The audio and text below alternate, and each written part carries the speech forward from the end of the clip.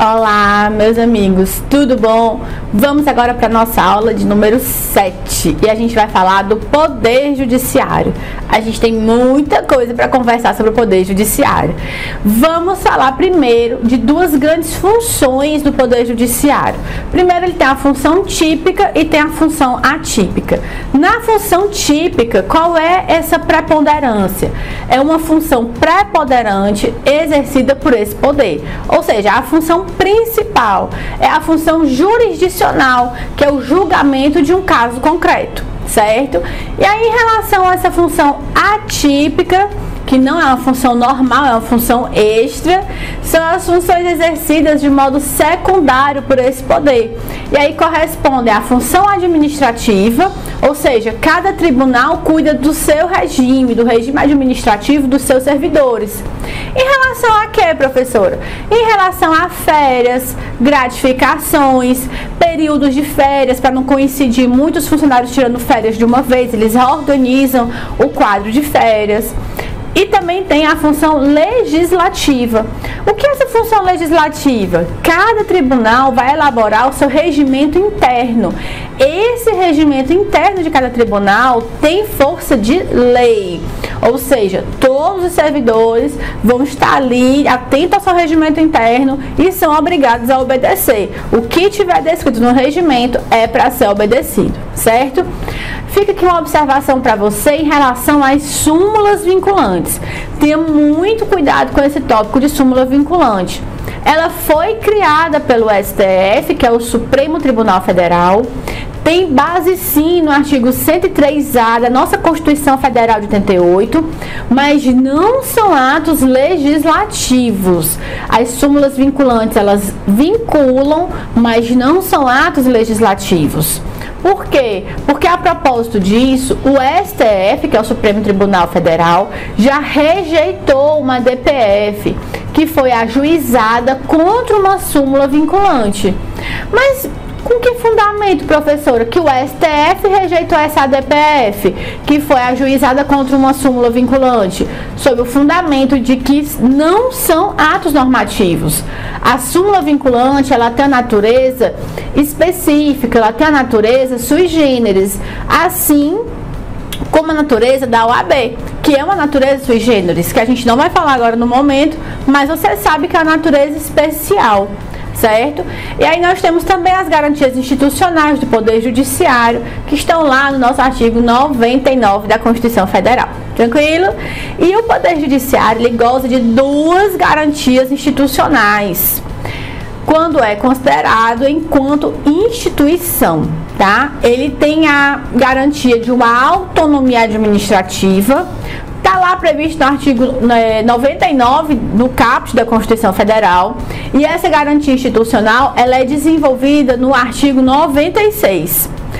Já a autonomia financeira está prevista e é desenvolvida no próprio artigo 99, mais especialmente no parágrafo 1º. E ele fala de quê? Ele retrata a autonomia financeira do Poder Judiciário, ao prever que cada tribunal vai elaborar suas propostas orçamentárias. Professora, para que servem essas propostas orçamentárias? Para organizar o orçamento, quanto é que vai ser gasto no tribunal. Tranquilo? E a gente também tem as garantias dos magistrados, está lá no artigo 95 da Constituição. Então, os juízes, eles gozam de 3 garantias que lhe asseguram uma independência funcional. Essas 3 garantias dão suporte aos juízes para que eles tenham uma independência funcional. Eles possam julgar sem estar de olho, com medo de perder o cargo, com medo de alguma situação, certo? Quais são essas 3 garantias? Eu tenho a vitaliciedade, que é a garantia de apenas perder o cargo de juiz se houver uma sentença judicial transitada em julgado. O que é uma sentença judicial transitada em julgado? É quando a sentença termina, transitou em julgado, fez coisa julgado para as partes, ou seja, não tem mais recursos, já terminaram os prazos, então ele vai perder o cargo apenas nessa situação, tá? E existem dois modos de se adquirir a vitaliciedade. Quais são esses modos de adquirir a vitaliciedade? O juiz de primeiro grau, quando ele é aprovado em concurso público de provas e títulos, ele faz a prova escrita objetiva, faz a prova subjetiva, a prova oral, tem a prova de títulos, são inúmeras etapas até ele conseguir ser aprovado nesse concurso e começar a trabalhar no seu cargo. E aí ele adquire a vitaliciedade após 2 anos de efetivo exercícios. Não são 2 anos da posse. Ele começa a trabalhar, conta-se os 2 anos, dentro do cargo de juiz. É diferente da estabilidade lá da Lei 8.112, que fala da estabilidade, também está na Constituição. E lá são 3 anos. Não confunda, estabilidade são 3 anos, vitaliciedade são 2 anos, após 2 anos de efetivo exercício no cargo de juiz. Tranquilo? Então, no período de aquisição da vitaliciedade, o magistrado ele ocupa o cargo de juiz substituto. E enquanto for juiz substituto, ele apenas perderá o cargo em virtude de deliberação do próprio tribunal ao qual ele está vinculado.